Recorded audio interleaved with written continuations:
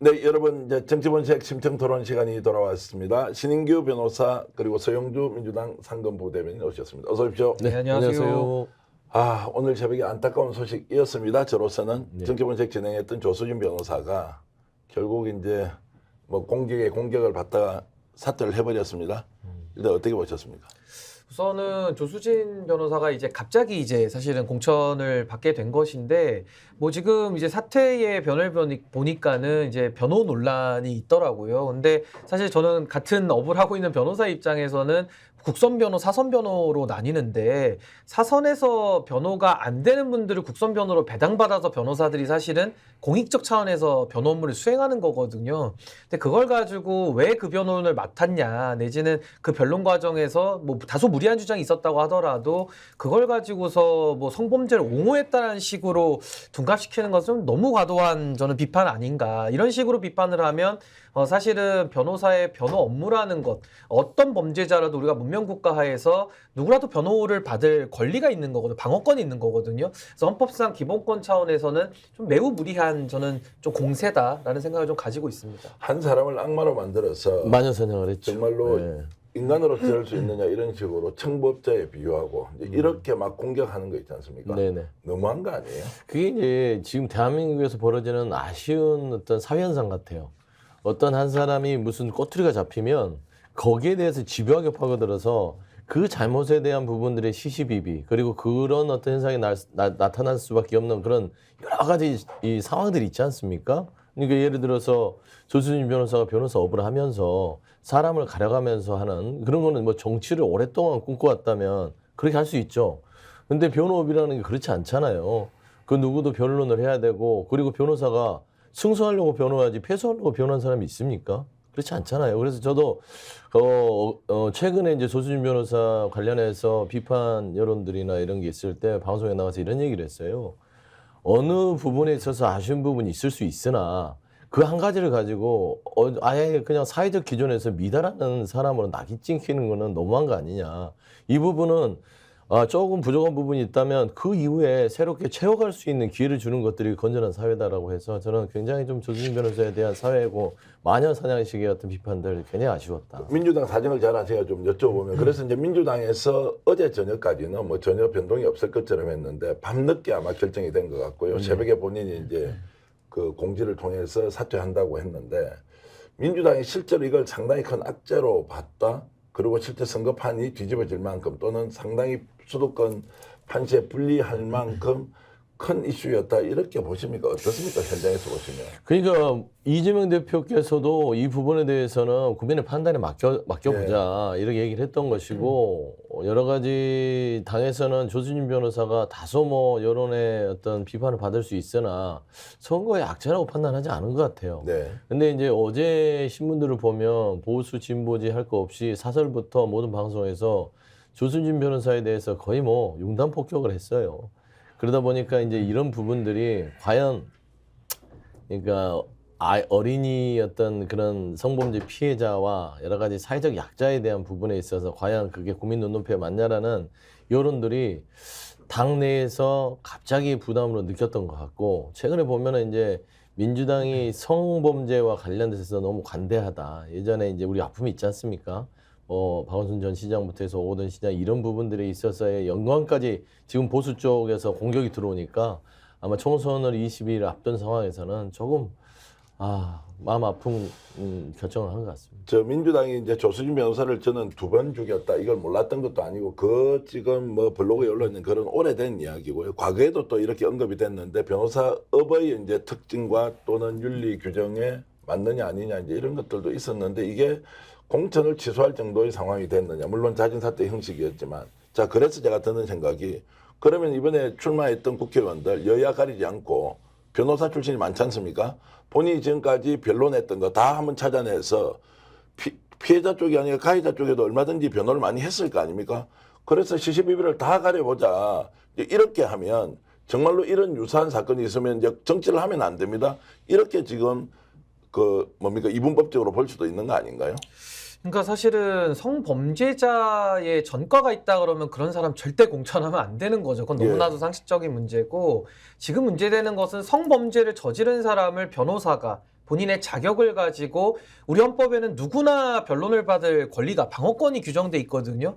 근데 지금 이게 국선 변호라는 것은 이미 그 범죄자가 돈이 있으면 사선 변론을 했겠죠. 좋은 변호사 만나가지고 어떻게 방어를 받았을 텐데 아무도 안 맡아주고 이제 돈이 부족할 때 이제 사선 변호가 안 되니까 국선으로 오고 변호사들은 국가로부터 아주 소액의 정말 종이값이나 이동비 정도만 받고 국선 변호를 해주는 거거든요. 그러니까 이것은 문명사회가 가져온 어떤 범죄자라고 하더라도 법정 앞에서 과도한 처벌을 받아서는 안 된다. 최소한의 인간적으로 방어받을 권리는 보장돼야 된다라는 이런 문명사회의 기본 원칙 속에서 변호사가 변호 업무를 하는 것인데 그걸 가지고서 당신은 성범죄자를 변호했으니까 성범죄를 옹호한 것이고 그러니까는 국민의 대표가 될 자격이 없다.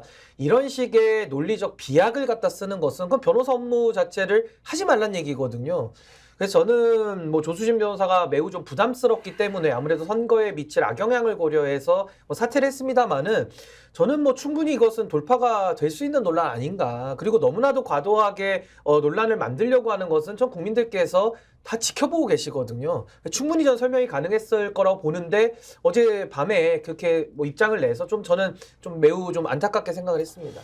저는 혼자 이런 생각을 해봤죠. 이제 음주운전 사망 사고에 피해가 아동이거나 여성이거나 사회적 약자가 피해를 봤다. 만약에 그 사람을 변호하는 가해자 쪽의 변호사가 정치를 할 수 없다.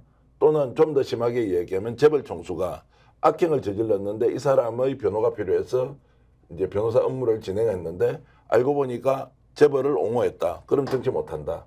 자, 이렇게 가버리면 변호사 제도를 바꾸는 수밖에 없죠. 말씀하셨듯이 국선 변호라는 것은 사회적 약자가 비록 가해자라 하더라도 돈이 없을 경우에는 국가가 예산을 들여서 최소 비용으로 그 사람의 방어권을 보장해주는 일종의 선진화된 제도잖아요. 그러니까 변호라는 게 뭐냐면요. 본인이 5개, 그러니까 5의 죄를 졌으면은 5만큼 처벌을 받으라는 것이 우리 이제 그 재판의 기능인데 실제로 재판 받아 보면은 5만큼만 잘못을 했어도 10의 벌을 받는 경우가 많거든요. 그래서 변호사는 죄를 저지른 만큼만 처벌을 받게끔 그 비례의 원칙을 맞춰주는 역할을 하는 게 변호사의 업무거든요. 근데 그 업무를 죄를 지은 사람이 돈이 많으면 당연히 어떤 사선 변호사를 뭐 맞는 금액에 맞춰서 수임을 하면 되는데 아무도 수임을 안 해주는, 그러니까 소위 말해서 돈이 없을 수 있지 않습니까? 그렇기 때문에 국선 변호를 통해 가지고 국가가 이 변호사들을 지정해 가지고 사실 사건도 가려받는 것도 아닙니다. 그냥 국가가 배당하면 그 사건 하는 거거든요. 근데 이런 식으로 그 국선 변호를 했다라는 이유만으로 그 범죄를 옹호했으니까 정치하지 말아라. 그럼 변호사로서는 업무를 하지 말란 얘기이기 때문에 전 이런 문제 제기는 언론사에서 좀 사설을 많이 쓰고 있는데 좀 변호사 업무에 대한 기본적 이해가 많이 부족한 거 아닌가라는 생각이 좀 듭니다. 그래서 지금 이제 댓글로도 상록수님은 그러면 변호사의 이제 변론 방법조차도 다 검증을 해서 그 내용이 무엇인지 사실은 판사가 판단을 마지막에 하는 것이고 변호사는 가해자건 피해자건 그 사람의 어쨌든 범죄 사실에 대해서 법이 정한 범위 안에서 최소치를 받도록 하는 것이 제가 알고 있는 변호사의 고유 업무인데 이번에 조선희 변호사와 관련 내용을 들어보니까 참 안타깝고 설명 안 되는 부분이 많다. 요 정도를 일단 좀 정리하고 넘어가겠습니다. 자, 오늘 저희들이 이제 심층 토론을 통해서 이종섭 전 국방부 장관이 귀국을 했는데 뭔가 논란이 끝이 나는 것이 아니라 더욱더 증폭되고 있다. 이런 부분에 대한 얘기가 많습니다. 일단 귀국하자마자 했던 얘기가 배우가 없었다. 많은 기자들이 누구의 전화를 받고 그 과실치사 사건을 축소 명령을 했느냐 이게 질문이었는데 배우가 없다. 아무 전화를 받은 적이 없다. 이제 이렇게 해버려서 야 그럼 왜 귀국했어? 이제 이런 질문이 바로 나왔습니다. 신 변호사.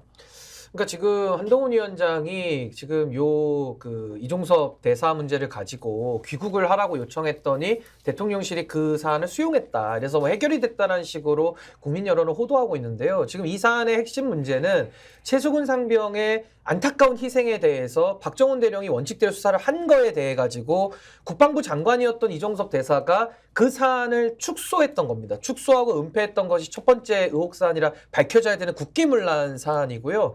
또 하나는 범죄 혐의를 받고 있는 그 이종섭 피의자를 우대해주고 특혜를 주면서 호주 대사로 임명을 하고 출국 금지까지 되어 있는 이 피고발인 신분의 피의자 이종섭에 대해 가지고 갑자기 대사로 호주로 빼돌린 거죠. 그렇다면은 총선을 앞두고 정권 차원에서 이렇게 무리한 본인들의 불리하게 작용될 것을 알면서도 무리하게 이종섭에 대해서 해외로 돌리려고 하는 이 의도는 왜 그래야 되느냐? 거기에 대한 지금 국민적 의구심이 있는 거거든요. 그래서 저는 윤석열 대통령과 한동훈 위원장이 지금 이종섭 사안을 너무나도 가볍게 여기고 있다는 생각이 들고요. 지금 잠시 귀국한 것 가지고 이 사안이 해결됐다고 보면은 어불성설이고 대사로 임명된 과정까지 저는 총체적으로 진실을 밝혀야 될 부분이 더 많이 드러난 사안이다라고 저는 생각합니다. 말씀하셨던 대로 이제 최수건 상병 죽음과 관련해서 이 사건을 축소시킨 외압의 몸통이 누구냐 뭐 이거지 않습니까? 네, 대충 나와 있지 않습니까? 몸통이 누구라고 아직도 추정만 하는 단계지만 네, 네. 대통령실이 직접 전화까지 했다는 공수처의 수사 기록도 나왔고 그렇죠. 자 몸통이 누굽니까? 몸통이 대통령실이라면 그 몸통의 가장 꼭지점에 뭐가 있을까요? 대통령실에. 대통령이죠. 대통령이죠. 네. 그러니까 우리가 상식적으로 몸통이 있으면 머리 없는 몸통은 없잖아요. 저는 몸통이라 표현하지 않고 지금 머리를 찾는 겁니다. 네. 그러니까 대통령실이 이 국방부 장관 이종섭 당시의 국방부 장관을 쥐락펴락 할 수 있는 그 권력자가 누구냐라는 건 대통령실의 최꼭지점에 저는 대통령이 있다고 보는 것이고 이게 추측의 영역이라 하더라도 조금 이종섭 전 국방부 장관을 호주 대사로 도피시키듯이 빼돌린 것들이 더 의심을 사게 만든 거 아닙니까? 그냥 정당하게 공처 수사를 받고 만약에 배우가 없다고 하더라도 공처 수사 과정에서 본인이 부인하면 되는 거 아니겠어요? 그리고 기소가 되든 어떻든 간에 그걸 마무리를 해놓고 나서 재판 과정에서 그걸 털고 호주 대사를 임명했다면 아무 어떤 국민들이 생각하지 않았을 거예요. 그냥 대통령 밑에 있는 참모들이 알아서 뭐 뭔가 좀 개입했나 보다 이 정도를 생각할 건데 이거는 본인 스스로가 자백하는 꼴이 됩니다. 대통령이요. 왜냐면은 이거 나하고 관련이 있을 것 같은데 내가 오해받을 수 있겠고 이 공수처가 이 사람들이 나까지 겨냥하는 거 아니야 이게 너무 이게 좀 짙거든요. 그래서 이 의심이 결국에는 국민들의 공분을 산 것이고 이 여론을 이기지 못해서 11일 만에 다시 불러들인 거 아닙니까? 이럴 거면 뭐하러 호주 대사를 임명했어요? 네. 필요가 없잖아요. 그리고 아까 얘기했듯이 한동훈 비대위원장 이제 불렀으니까 국민들한테 모두 다 해결됐다고 얘기할 수 있다. 뻔뻔한 거죠. 어떻게 이게 해결된 겁니까? 이제 시작이지. 자 그러면 이제 이종섭 전 장관이 이제 귀국을 하고 본인은 외압을 받지 않았다. 자 이렇게 얘기를 했습니다. 요 말 계속 지켜갈 것 같습니까? 다르게 얘기하면 혼자 이제 덮어쓰고 뭔가 이것이 범죄 혐의가 되더라도 본인이 알아서 하겠다 이렇게 할 수 있을까요? 근데 본인이 수사외압이 없었다라는 것은 이종섭 장관, 그러니까 대사의 주장이죠. 예. 주장이고 당시에 수사외압이 있었던 정황들 그리고 실제로 수사외압을 당한 피해자인 박정훈 대령은 수사외압 당했다고 그러거든요. 그러니까 그 피해자의 말이 저는 더 신빙성이 있어 보이기 때문에 그거를 수사로서 진실을 규명하자는 것이 공수처 수사입니다. 그 수사를 받아야 될 대상자가 외압이 없었다라는 주장만 가지고서 국민을 설득하기 전 불가능하다고 보고 국민들께서 분노하는 지점은 아마 윤석열 대통령의 이율배반성이라고 저는 생각합니다. 윤석열 대통령은 과거에 한 12년 전이죠. 국정원 댓글 사건에 대해서 수사외압을 당한 피해자로서 국정감사장에서 폭로를 했던 분이거든요. 그러니까 본인이 당했던 수사외압에 대해서는 그렇게 예민하게 반응하셨고 많은 국민들께서 윤석열 검사 잘한다 이렇게 칭찬을 했었는데 갑자기 지금은 공수가 바뀌어가지고요. 본인이 수사외압의 가해자로 지금 몰리고 있는 상황입니다. 이런데 수사외압 사건에 대해서 이 사안을 축소시키고 관련 핵심 피의자를 해외로 도피시키는데 대통령이 인사권을 사용하고 있거든요. 그러니까 내로남불이라는 이 이중성과 국가가 지금 헌법상 대통령에게 부여한 대통령의 임명 권한을 범죄를 은폐하고 수사를 방해하는 쪽으로 사적으로 좀 사용하고 있기 때문에 전 여기에 대해서 국민들께서 너무나도 분노하는 것이고 더군다나 지금 호주 대사의 업무는 마비되는 거 아닙니까? 그걸 우려해가지고 호주 대사 보내지 말라고 경고한 거 아닙니까? 그러니까 국민들이 하지 말라는 것만 골라가지고 다 하면서 결국 그 피해는 우리 대한민국의 국격 추락과 여러 가지 외교적인 문제까지도 지금 감수해야 되는 상황이 됐기 때문에 저는 이종섭 피의자도 염치가 있으면 본인이 국가를 위해서 사퇴하는 것이 마땅한 것이고 윤석열 대통령도 본인의 잘못을 이쯤 되면 좀 시인해야 되지 않을까. 자꾸 오기 부릴 사안이 아니다. 저는 그렇게 생각합니다. 자 국민들이 이제 속지 않고 있는 거죠. 그렇죠. 사실을 알고 있는 거죠. 그렇죠. 그런데 이제 집권 여당이나 대통령실이나 계속 이제 우리는 끝났다. 이종섭 문제 끝났으니까 민주당과 공수처가 알아서 하라. 이렇게 합니다. 이것도 어떻게 봐야 돼요? 아니 그러니까 너무 이게 뻔뻔하고 국민들한테 결례를 계속 범하고 있는 겁니다. 이종섭 전 장관을 호주 대사로 임명하면서 사퇴 얘기를 했을 때 호주와의 외교 결례다 얘기를 했어요. 외교 결례가 중요합니까? 국민에게 하는 결례가 중요합니까? 결국에는 국민에게 결례를 더 크게 끼쳤기 때문에 이종섭 전 대사를 다시 다시 불러들인 거 아니겠어요? 그리고 사퇴를 한다. 이종섭 호주대사 사퇴 못합니다. 사퇴를 하는 순간 자백하는 꼴이 되는 거예요. 국민들이 보기에는 사실을 떠나서 뭐가 있구나. 어떤 배우의 외압이 있었구나. 이종섭 전 장관 자체가 혼자 결정한 게 아니구나. 라는 거에 드러나는 거예요. 누가 보더라도 당시 우리가 기억해 보세요. 이 젊은 청년 이 해병 대원이 순직을 했습니다. 이 사건에 대한 책임자를 묻자. 아주 단순한 문제 아닙니까? 당시 1사단장에 대해서 책임 물으려고 했더니 1사단장 자체가 윤석열 대통령과 여러 가지 관계성이 있었고 그렇기 때문에 이 사단장 자체를 박정훈 전 대령이 피의 혐의자의 범위에다가 단순하게 그냥 조사해서 경찰에 넘기는 거였어요. 너무나 단순한 과정인데 이것 빼려고 이 사단을 낸 겁니다. 그러니까 결국에 국민들이 봐서는 이 윤석열 대통령이 뭔가를 계속 숨기고 있다. 이종섭 전 장관을 통해서. 이게 너무나 이혹이 짙은 거예요. 그래서 저는 사퇴 문제까지는 아니고 사퇴라면 차라리 쉬워요. 이종섭 전 호수대사를 사퇴시켜버리고 수사받아라는 게 가장 문제의 핵심이라서 민주당이 정답을 주는 거거든요. 근데 민주당은 총선을 앞두고 사퇴시키면 안 됩니다. 살려놔야죠. 계속해서. 자, 그것은 이제 정치적 유불리. 정치적 유불리지만 사건으로 봐서는 이 호주대사직을 예를 들면 이제 사건을 이제 해결하기 위해서는 윤석열 대통령이 결단해야죠. 이종섭 전 장관이 저 호주대사 그만두게 할 수가 없는 상황이잖아요.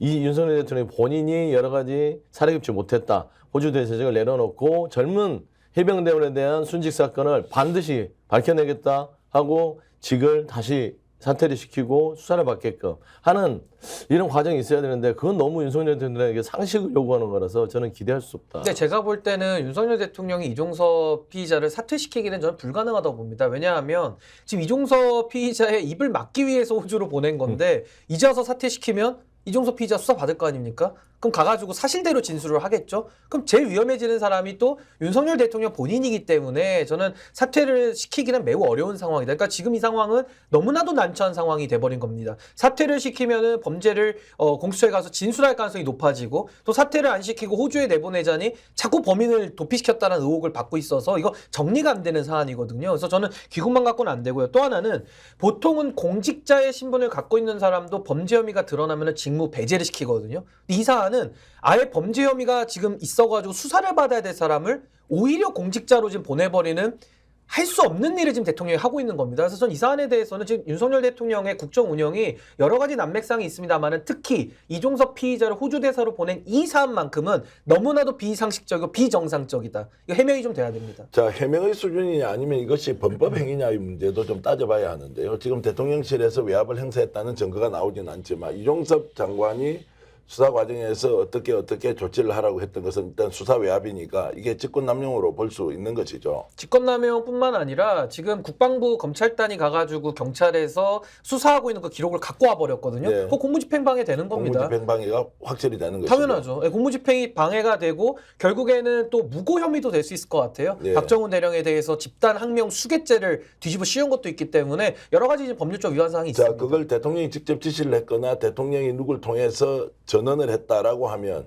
대통령도 공범이 되는 겁니까? 어떻습니까? 공모 공동정범이라고 부르죠. 공동정범. 공동정범이면 그러니까 형이 똑같게 처벌받습니다. 똑같이 처벌받는다. 기능적 행위 지배를 했다라고 형법에서 표현하기 때문에 그냥 대통령이 본인의 수족, 팔다리로서 그런 공무원들을 이용한 거기 때문에 함께 다 공범이 되는 거고 이해하기 쉽게 말씀드리면 박근혜 대통령 사례가 있지 않습니까? 박근혜 대통령이 다 움직이지 않아도 같이 했던 수석들과 함께 책임지는 겁니다. 맞습니다. 그래서 지금 민주당에서 얘기하는 것들이 특검, 국조 얘기를 하지만 최근에 좀 저희 민주당의 발언이 좀 매워졌어요. 탄핵 얘기가 나오기 시작했습니다. 국민들이 정말 윤석열 대통령 이대로는 안 된다. 저희가 오만하다고 얘기하는데 이백성 얘기가 나오잖아요. 그거는 이제 오만해서가 아니라 윤석열 대통령이 이 이종섭 호주대사 임명 과정에서 보면서 말한 대로 공동정범 수준의 일이 저질러졌을 거라고 추측이 가능하다라는 차원에서 좀 매운맛으로 가는 것들이 결국에는 대통령이 꼭지점에 있다는 것들이 조금씩 드러나고 있다라고 보는 거죠. 그래서 공동정범이 아니라고 한다면은 윤석열 대통령 억울할 거 아닙니까? 그러면 본인의 억울함을 푸는 방법이 딱 하나 있습니다. 그러니까 이종섭 대사를 지금이라도 사퇴를 시키고요. 수사를 받게 내버려 두면 그 윤석열 대통령 관련이 없다고 보는 게 또 타당하죠. 그렇죠. 근데 네. 지금처럼 계속 범죄 혐의자, 핵심 피의자를 해외로 도피시키는 식의 국정 운영을 계속한다면은 요 사안도 별도로 또 범죄가 되는 겁니다. 또 다른 이제 범죄 혐의에 대해서 다뤄봐야 하는데요. 지금 그 대통령실이 수사 방해를 한다. 뭐 이것도 약간 정치적으로 해석할 수 있지만 공수처랑 진실 공방을 지금 하면서 당장 불러서 수사하라 이런 얘기가 지금 이제 공수처법 제3조 3항에 대통령이나 대통령 비서실은 공수처의 보고나 자료 요청, 의견 제시 등 일체 관여를 금지하고 있습니다. 자, 이 부분도 중대한 범죄에 해당한다 이렇게 볼 수 있습니까? 그러니까 이게 좀 나눠서 봐야 되는데요. 아까 제가 최수근 상병의 희생에 대한 수사 사건 그 사안과 관련된 범죄들은 뭐 공무집행 방해든 무고든 직권남용이든 그게 있는 거고요. 또 하나는 호주 대사로 보낸 부분 거기서도 출국 금지를 임의로 해제하는 거에 대해서는 전 법무부 장관도 직권남용으로 같이 수사받아야 된다는 입장이거든요. 게다가 이분들이 다 범인 은닉죄의 공범이 또 되는 겁니다. 그래서 이런 부분이 있고요. 말씀하신 대로 지금 그 해외로 도피시키는 부분에 대해서는 저는 윤석열 대통령이 공수처법 위반, 3조 3항에 대해서는 위반이 있더라도 처벌받는 부분은 아닙니다만은 이 부분은 탄핵에 있어서 대통령의 중대한 헌법과 법률 위반 사항이거든요. 그래서 저는 공수처법 위반 3조 3항에 대해서 대통령은 공수처에 대해서 일체의 행위를 할 수 없게 돼 있거든요. 그러니까 수사해라, 소환조사해라라는 말 자체도 하면 안 됩니다. 그래서 이 부분에 대해서는 수사의 중립성, 독립성, 특별히 고위공직자에 대한 수사를 전담하는 그 부서에 대한 그 법률상 지위를 무너뜨리는 거기 때문에 저는 이것은 중대한 법률 위반이라서 탄핵 사유는 된다고 봅니다. 우리나라 이제 법률 항목 중에 이렇게 이제 하지 않아야 한다고 명확하게 금지 규정을 해놓고 만약에 어겼을 때 처벌을 한다 규정 없는 이런 법이 좀 많이 있습니까? 법 규정이? 그렇죠. 뭐 가끔 있죠. 그러니까 선언적인 규정으로 뭐 공무원의 중립을 선언한다라든지 여러 가지 네. 법률적으로 이런 건 하지 말아라라고 선언해놓고 법률 처벌 조항까지 안 넣는 경우는 덜어 있습니다. 그러니까 공수처법을 모르는 것이 아니라 알고 있지만 처벌 규정이 없기 때문에 적극적으로 개입해도 된다라고 좀 확대 과잉 해석해서 이렇게 지금 공수처를 압박하고 있다 이렇게 볼 수도 있겠네요. 뭐 법률이라든지 이 이상들을 고려하는 정부는 아닌 것 같아요. 그래요. 본인은 남들은 법을 잘 지키라고 얘기하고 법치주의라고 얘기하지만 본인에게는 해당되지 않습니다. 그러니까 법 위에 있는 권력을 행사하는 게 윤석열 정부다라고 얘기를 하는 것이고 그냥 이 공수처법에 처벌을 하든 말든 강력한 처벌이 있어도 이거 어길 거예요. 이게 처벌 균형이 있다고 해서 윤석열 대통령이 이걸 살펴볼 것이다. 그건 아닌 것 같고. 하긴 뇌물도 선물이나 대통령 그렇지. 기록물로 둔갑시키는 아니 실력을 그러니까요. 보면 봐봐요. 그런 것 같습니다. 그러니까 본인들이 일반인들이 그렇게 됐으면 뇌물이 되는데 본인이 받는 건 선물이 되는 거죠. 전형적인 내로남불이에요. 공수처에 대해서 그런 것이죠.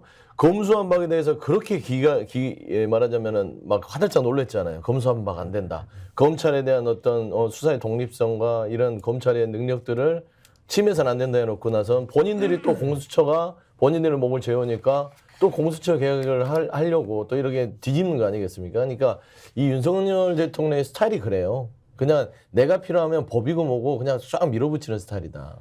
뭐 기대하지 않습니다. 근데 저는 서영주 대변인께서 윤석열 대통령이 법 위에 있다. 전 그 말씀에 매우 공감하고 동의하고요. 그럴 때 우리 헌법이 마련해놓은 안전장치가 탄핵입니다. 그렇죠. 그러니까 대통령이라고 하더라도 헌법과 법률에 중대한 위반이 있을 때에는 국회가 소추를 하고요. 헌법재판소가 파면을 하는 거거든요. 전 지금 윤석열 대통령은 레드라인에 거의 근접했다라고 저는 봅니다. 자, 그래서 이번에 이제 그 이종섭 전 장관의 귀국이 실제로 덜걸름 1심을 좀 누그러뜨릴지 아니면 더 확산시킬지는 좀 두고 봐야 하는데요. 어제 오늘 분위기로 보면 이게 정리가 되는 국면 아니다. 일방적인 주장만 있지 국민적 의혹을 풀 수 있는 수준은 아니다라는 것은 확실한 것 같습니다.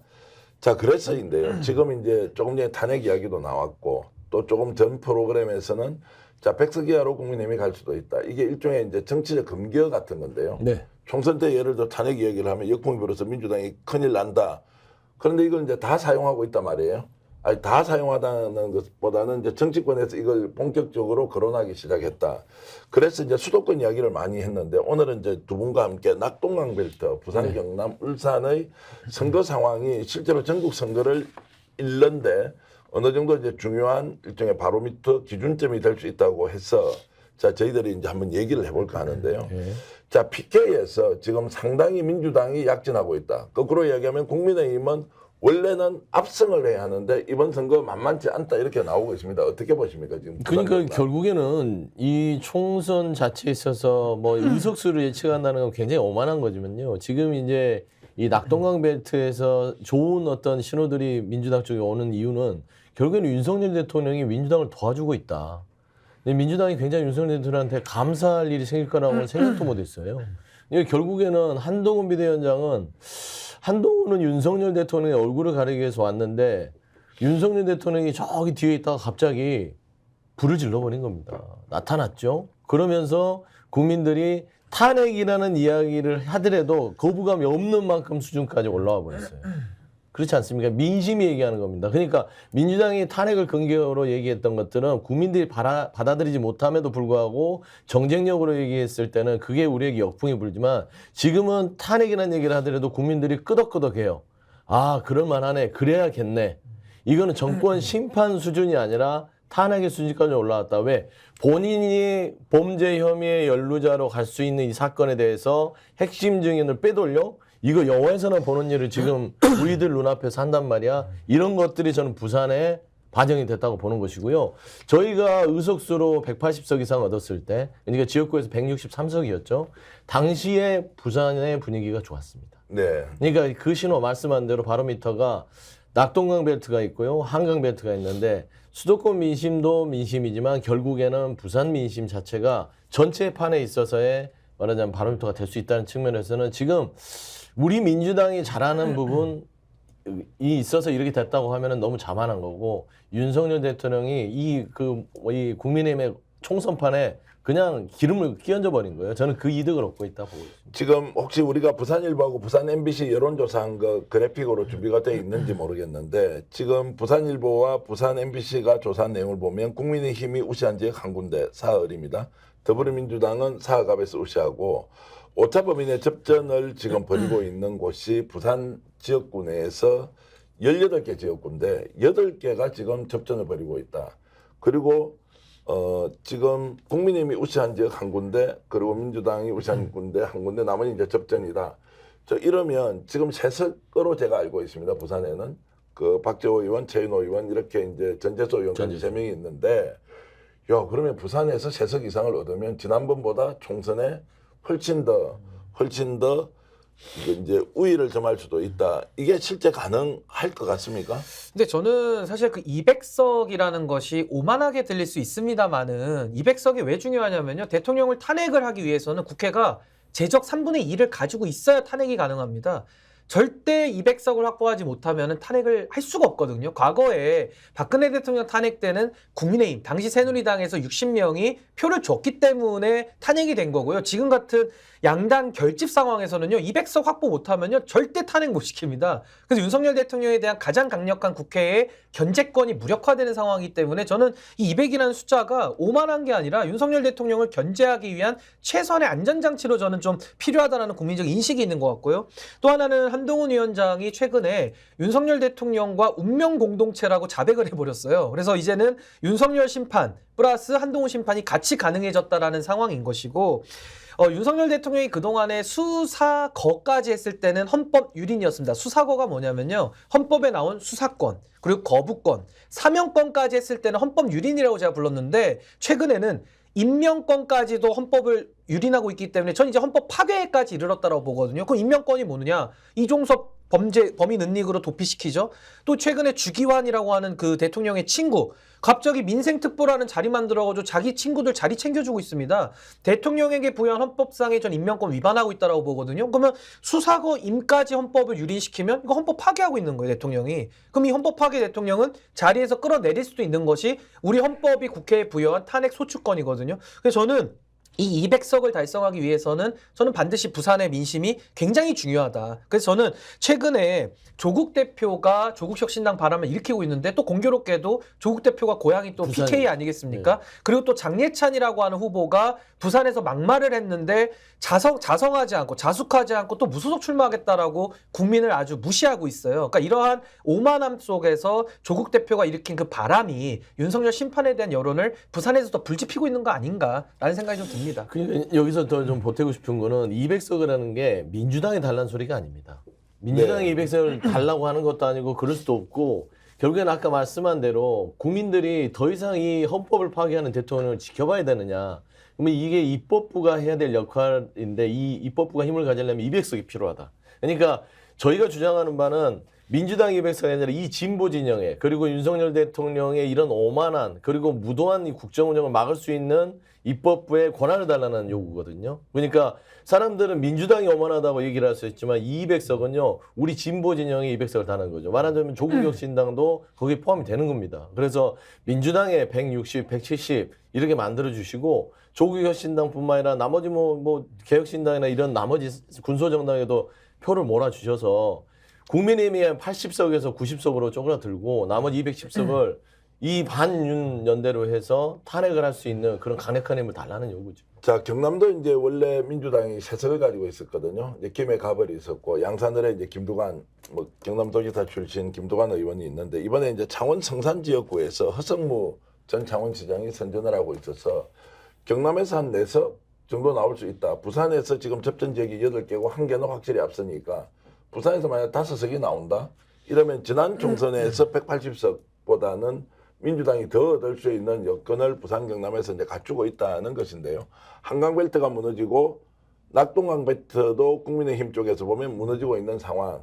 이게 이제 거꾸로 뒤집어져서 뭔가 균형추를 맞춘 선거 결과가 나올 것인지에 대해서 많은 사람들이 이제 의문을 제기하는데, 자, 그래서 아까 잠깐 언급했던 검기어로서 탄핵을 이제 못했고, 그리고 200석도 얘기 못했는데, 이제 200석 한번 해보자라고 박지원 전 원장이 적극적으로 나서서 외치고 있습니다. 이게 혹시 역풍으로 갈 가능성이 있다 없다 어떻게 보십니까? 근데 탄핵이 금기어가 아니고요. 탄핵을 저희가 벌써 2번이나 경험을 했죠. 그러니까 금기 사항은 아니고 그동안에 이제 민주당이 탄핵을 미리 일부 의원들이 미리 노래를 불렀을 때 국민들이 저항을 한 것이지, 아니 대통령이 금기를 넘어버렸는데 그 금기 넘은 거에 대해서 브레이크를 안 겁니까? 대통령이 헌법을 파괴하고 있는데 구경만 해야 됩니까? 그건 아닌 것이죠. 그래서 저는 지금 200석이라는 거에 대해서 전 너무 이렇게 수세적으로 두려워할 필요가 없다. 예를 들어 우리가 자동차를 타는데 브레이크 없는 차 타고 싶으십니까? 엑셀만 밟는 차 타고 싶으세요? 저는 못 탈 것 같거든요.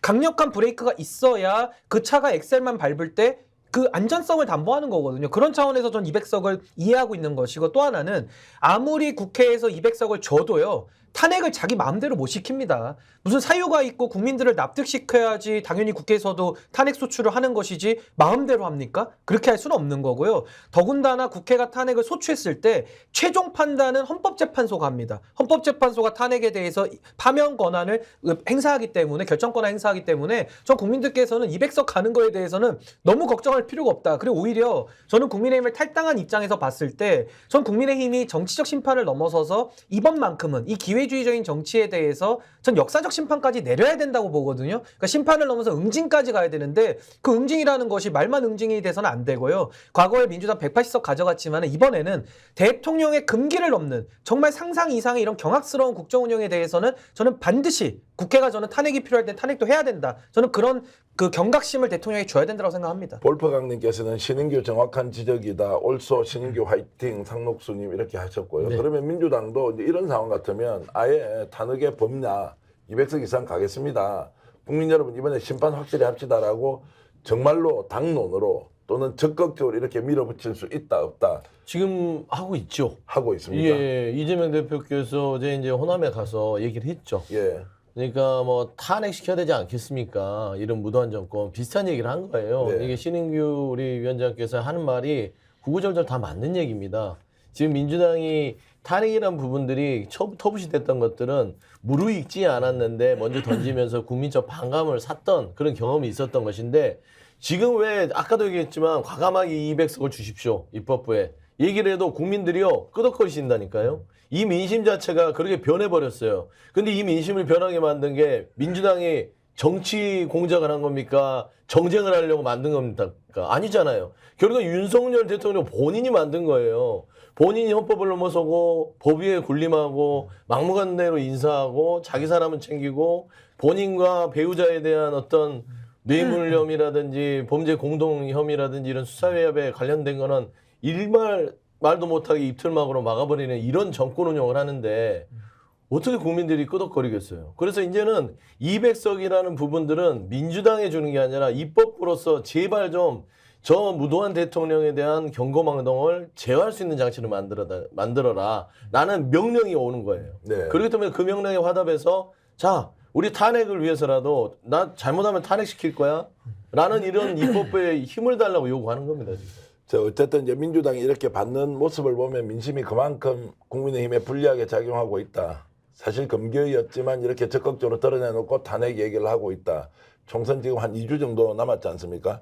정확하게 오늘 계산해 보니까 우리 사전 투표까지 딱 2주가 남았더라고요. 사전 투표는 실제 이제 투표의 시작이기 때문에 그때쯤 되면 이제 민심이 어떻게 드러날지 저희들 확인할 수 있는데요. 자, 그렇게 해서 200석 쪽으로 가보자, 범야권에서.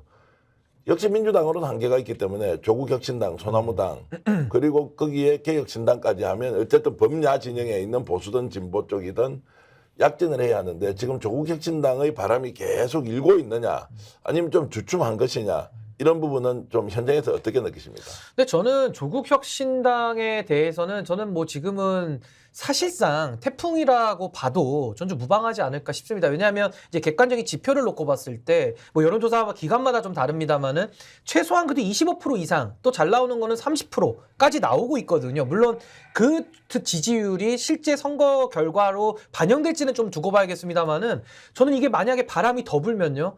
1등도 할 수 있지 않을까라는 생각도 좀 듭니다. 네. 근데 그 1등이라는 것이 조국 대표를 좋아서 지지하는 분들도 많이 계시겠지만은 조국 대표 안 좋아하시는 분들도 야, 지금 이거 윤석열 정부 이거 어떻게 견제해야 되냐? 근데 민주당은 별로 마음에 안 드는데 그럼 조국혁신당이라도 통해서 견제해야 되는 거 아닌가? 라는 생각을 하시는 분들이 나오고 있거든요. 그래서 저는 참 놀랍는 것은 보수에서도 조국 대표라는 그 상징성이 사실 정권 교체의 도화선이 된 인물이거든요. 근데 지금은 어떻게 얘기들을 하시냐면 조국 대표가 뭐 조금 있다가 이제 대법원에서 형이 확정되면 감옥에 갈 수도 있는데 그럼에도 불구하고 윤석열 대통령 쪽은 아무 수사도 받지 않지 않았느냐. 그렇다면 상대적으로는 자신의 죗값을 치른 오히려 조국 대표가 더 정직한 거 아니냐라는 불법성의 상대평가를 지금 국민들은 하고 계시거든요. 그래서 저는 왜 아까 제가 200석에서 대통령 탄핵도 있지만은 이 거부권 측면에서도 200석이라는 게 굉장히 중요합니다. 전 윤석열 대통령 거부권 많이 쓴 것도 문제지만 더 큰 문제가 뭐냐면요. 최근에 의대 정원 문제 있지 않았습니까? 의대 정원을 이렇게 단순하고 무식하게 추진해가지고 국민들께서 윤석열 정부 좀 잘못했다는 여론도 많은데요. 윤석열 정부가 과거에 본인들이 스스로 거부했던 그 간호법을 갖다가 또다시 추진하겠다라는 완전히 국정 운영을 놀이터처럼 생각해서 하는 이런 막무가내 국정 운영을 하고 있기 때문에 저는 국회에다가 조국혁신당을 포함해서 이번에 200석 이상을 줘야 탄핵이든 대통령의 거부권에 대한 방어든 저는 국회가 할 일을 할 수 있다. 전 이 의석이 좀 필요하다고 저는 봅니다. 맞아요. 예. 간호법 같은 경우도 제가 보면서 말도 안 되는 거죠. 아니 윤석열 대통령 이 윤석열 정권은 붕어인가? 보통 먹이를 먹고 붕어가 잊어먹잖아요. 그걸 먹었는지. 그래서 이제 붕어 머리냐 이런 얘기를 하는데 뭐 이게 이제 뭐 막말은 아니고요. 하여튼 그런 식의 어리석고 바보 같은 국정 운영을 어떻게 할 수 있을까? 보고 있으면 창피해 죽겠는데 본인들은 안 창피하나 봐요. 그러니까 그렇게 해서 이제 거부권 행사해놓고 지금은 간호사법 필요하니까 다시 다시 하겠다고. 이렇게 이게 말이 하니까 됩니까? 이런 예는 없습니다. 헌정사는. 그러니까요. 그만큼 지금 적자적으로 대응을 하고 있는 거 아니냐 이제 이런 거고요. 지금 이제 조국혁신당 얘기를 하면서 소수 정당들의 움직임이 정말로 찻잔속의 태풍이냐 아니면 이제 거대한 태풍으로 휘몰아칠 것이냐 이런 얘기하는데 조국혁신당은 안정권 조금 전에 신인규 변호사 얘기는 실제로 비례대표 국회의원 투표에서는 1등을 할 수도 있다고 얘기를 했고요.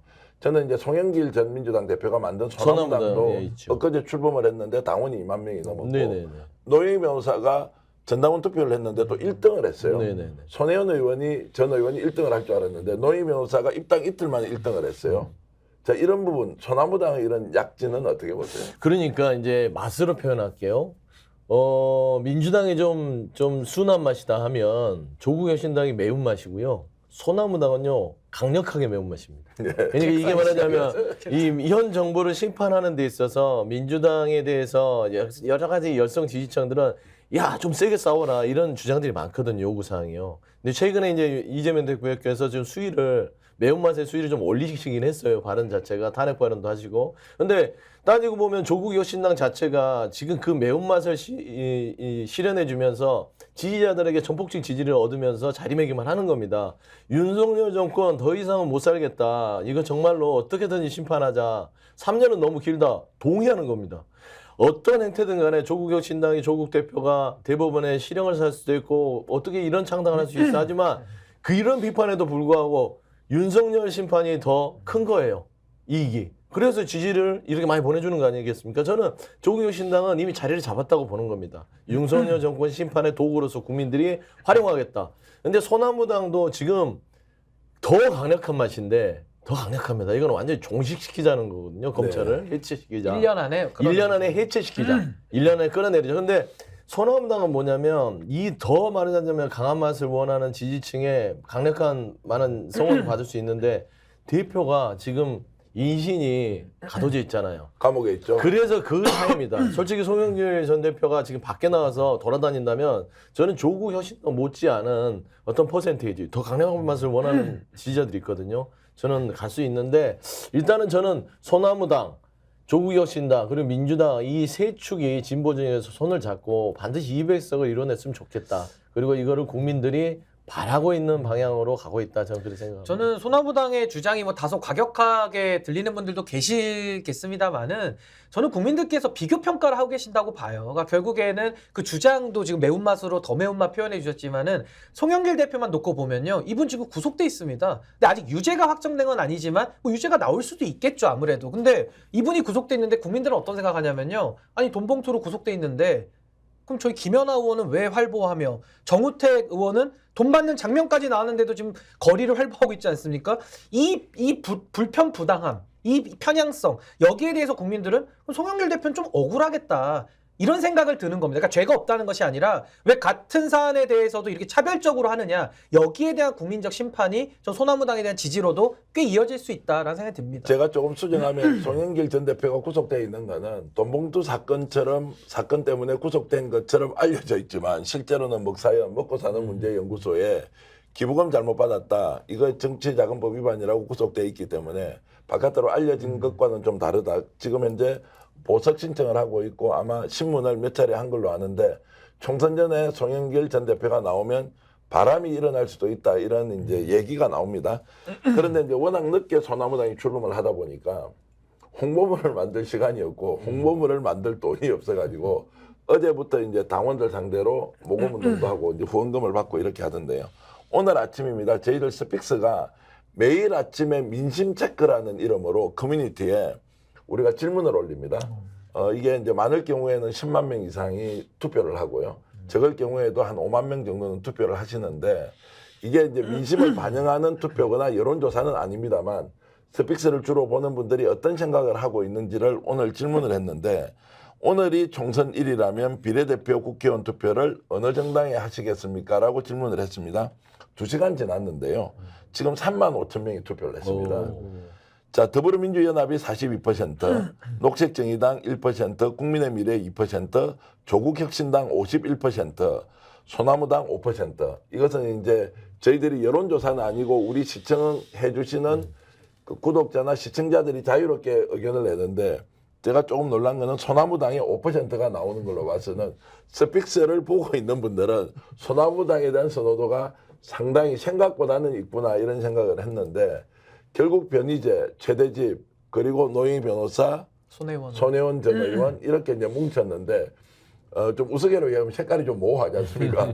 좋게 얘기하면 좌우중도 합작이지만 어떻게 보면 강력한 사람들인데 당의 정체성은 뭐야? 그런데 송영길 또 대표는 광주 서구 갑입니까? 거기 직접 출마까지 한단 말이에요. 출마를 좀 한다. 옥중 출마를 결정했고 아마 오늘 후보 등록을 할 거고 최대집 전 대한의사협회장은 목포에 출마 선언을 하고 지금 선거운동을 하고 있습니다. 자, 이것이 과연 어떤 선거 결과로 이어질지는 궁금하긴 하는데 전체적으로 보면 범야권 진영에서 소나무당이 약간 감초 역할은 한다고 이렇게 볼 수는 있는 거죠. 아까 이제 캡사이신 이야기가 나오고. 근데 저는 이거를 맛의 비유보다는 저는 약간 군대로 좀 비유하고 싶은데 민주당은 그냥 보병 부대 같아요. 한 50만 부대가 걸어다니는 느낌이고 조국 혁신당은 약간 공군 부대 같습니다. 전투기 같이 이렇게 공중전을 잘하면서 뭐 폭탄을 투하하는 이런 느낌이고 이 소나무당은 뭐냐면 거의 특전사나 특수부대 같은 어떤 전략을 가지고 침입을 하는 투입이 되는 약간 그런 고도에 훈련된 분들, 약간 그 특수부대 같은 느낌이 좀 많이 나가지고 하여튼 UDT? 이번에 뭐 UDT 같은 그런 좀 약간의 전술적인 필요한 일들을 좀 할 수 있지 않을까라는 기대감도 좀 국민들이 좀 가지고 있는 거 아닌가라는 생각이 듭니다. 저는 참고로 이제 송영길 전 대표와 인연이 깊은 또 입장이고요, 개인적으로도요. 그 지금 사모님이 그 강주 서구갑에서 이제 대리 선거 운동을 해요. 아내라고 쓰고. 그다음에 후보 등록은 하셨고 어저께. 그래서 지금 하고 있는데 소나무당이 따지고 보면 조국 혁신당만큼 윤석열 정권 심판에 대해서는 아주 선명합니다. 그리고 검찰이 이 정권에 대해서도 너무나 강력하고 선명하게 얘기를 하고 송영길 전 대표께서 책도 썼잖아요. 그래서 이 검찰의 속사들을 하나하나 해놨기 때문에 저는 소나무당이 조금 더 홍보가 되면 조국 혁신당 못지않게 지지를 얻을 수 있다. 이쪽 지역에서는 저는 그런 생각이 있어서 소나무당 많이 좀 이렇게 좀 지켜봐 주시라. 아니 그리고 시간도 조국 혁신당 만든 지 한 2주, 3주밖에 안 됐거든요. 네. 그러니까 저는 시간도 그렇게 많이 필요하지 않다고 봅니다. 요즘은 워낙 온라인으로 그렇죠. 정치 정보를 많이 접하시기 때문에 뭐 단 일주일이 있더라도 저는 그 선명성이 뚜렷하다 그러면 국민들 사이에서는 입소문이 빨리 퍼지거든요. 그래서 저는 뭐 시간의 문제는 크게 중요하지 않아 보인다. 거기에 또 홍보 전문가 손혜원 또 전 의원이 있지 않습니까? 아니 두 분 말씀 들으니까 이거 소나무당 홍보하는 것처럼 느껴질 수 있는데 개인적 인연 때문에. 예. 저는 그냥 객관적 평가가 그냥 그래 보입니다. 예, 그래서 이제 지금 소나무당이 뒤늦게 출발해서 엊그제 얘기를 들어보니까 이제 어쨌든 국회의원 총선거를 하지 않습니까? 그러면 후보 공보문을 만들어야 될 거 아니에요. 비례대표면 1번부터 9번까지. 이게 돈이 없어가지고요. 그냥 A4지 복사해가지고 다 돌려야 하느냐, 아니면 공고지를 못 넣느냐, 한 장짜리로 하느냐, 그 2페이지죠, 4페이지, 8페이지 막 이렇게 이제 고민하는 걸 보고는 야, 참 당을 만들어서 실제 선거한다는 건 매우 어려운 과정이구나. 그래서 저는 이제 말씀드리고 싶은 것은 비례대표든 지역구든 여러분들 원하는 후보를 찍지만 열심히 뛰어다니면서 또 신당 운동을 하는 분들도 있다. 그래서 이제 두 분께서 이렇게 해주시니 이런 생각이 좀 들었습니다. 이준석 신당이 한참 뜰 때 신인규 변호사도 같이 함께 하기를 우리가 바라면서 정말로 보수 정당을 개혁하는 뭔가 새로운 정치 세력이 등장하면 좋겠다. 엄청나게 박수를 쳤죠.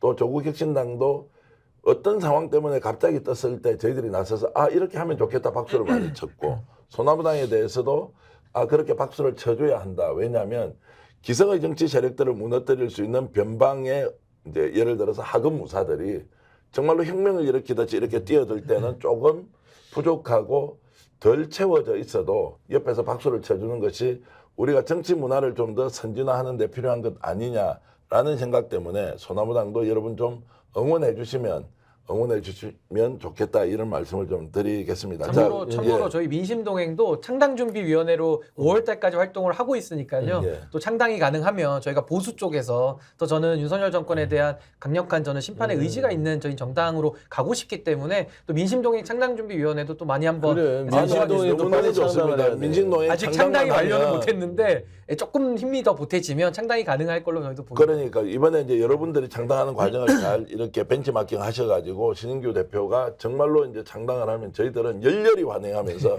정치판 좀 제발 바꿔주세요. 정치판 좀 제발 바꿔주세요. 이런 목소리를 시청자 여러분들과 함께 낼 거고요. 자, 지금 많은 분들이 의견도 주시고 계십니다. 자, 살랑이님 그리고 8번공님 감사드리고요. 그리고 시스님, 한시매님, 자 고맙습니다. 지금 구독, 좋아요 누르지 않고 방송 보시는 분, 자 구독, 좋아요 꼭 좀 눌러주시고요.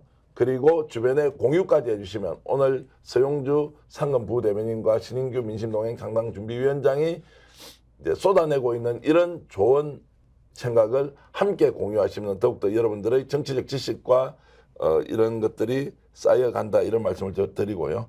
자, 그래서 이제 이렇게 가면 다 2주 뒤입니다. 사전투표가 시작되고 그리고 며칠 뒤에 이제 총선이 되면 범야권과 국민의힘. 자, 더 구체적으로 보면 국민의힘은 과연 몇 석을 얻을 것 같으냐. 서용주 대변인 말씀 좀 해주십시오. 지금 내일 투표한다면 예. 정확하게 100석도 어렵다가 맞는 것 같아요. 100석이 안 된다. 예, 100석이 지금 내일 투표한다면. 근데 이제 한 20일 사전투표까지 14일 정도라면 판은 몇 번이라도 출렁일 수 있거든요. 네. 그런 측면에서는 100석 미만이 되지 않을까. 자, 평론가로 이제 돌아오셨으니까 정확하게 몇 석입니까? 100석이 안 된다가 아니고 저는 찍어주시면. 예전에 최저를 찍었던 83석을 국민의힘이 했던 걸로 기억합니다. 예. 83석 지역구에서 그랬고 지역구. 다 합쳐서 103석. 다 합쳐서는 103석이 되는 거죠. 그러니까 다 합쳐서 100석 원절입니다. 예. 100석 밑으로 내려간다. 신인규 변호사. 어떻게 저도 비슷한데요. 그러니까 단적인 예로 그 103석을 했을 당시 2020년도 총선 때 서울에서는 7군데 국민의힘이 당시 이겼거든요. 근데 네. 지금은요. 그 7군데도 위험합니다. 그 제가 봤을 때는 103석도 너무 과하고요. 이번에는 뭐 비례대표까지 포함해서 저는 한 90석 정도를 얻지 않을까라는 생각이 좀 듭니다. 여러분 기억해 주십시오. 신인규 변호사는 90석, 그리고 서영주 부대변인은 지금 80에서 103석 사이가 될 것이다. 이렇게 이제 전망해 주셨는데요. 지금까지 서영주 민주당 상근 부대변인, 신인규 민심동행 창단 준비위원장과 많은 얘기 나누었습니다. 여러분 감사드리고요. 그리고 제가 예고 하나 해드리겠습니다. 정치본색은 오늘 여기까지 이제 마치고요. 그것은 프로그램이 없어진다는 게 아니라 다음 주 월요일부터는 오전 8시 30분에 김성환, 김민아 평론가가 석곡서를 두 분이서 아주 듀엣으로 진행을 하고요. 매주 월요일부터 금요일까지 9시 10분부터는 최경영 기자가 정치본색을 매일 진행하시기 때문에 저보다 훨씬 더 고퀄리티로 진행할 것이고, 또 조수진 변호사는 조수진 변호사대로 따로 모셔서 저희들이 방송을 만들더라도 최경영 기자가 이제 정치본색을 매일 아침 9시 10분부터 진행한다. 자, 지금 화면으로 여러분 최경영 기자 보이죠? 자신감이 얼마나 묻어납니까? 어제 오전에 제가 만나서 부탁에 말씀을 드렸는데 여러분들께 뜨거운 토론의 진술을 보여주는 방송 계속 만들어 가겠습니다. 시청해 주신 여러분, 그리고 서영주, 신인규 두 분께도 감사드리면서 함께 인사드리겠습니다. 시청자 여러분 고맙습니다. 감사합니다. 너무 제가 홍보를. 정치권색. 예. 다시 제가 말씀드리죠. 예. 구독, 좋아요, 사랑입니다. 예.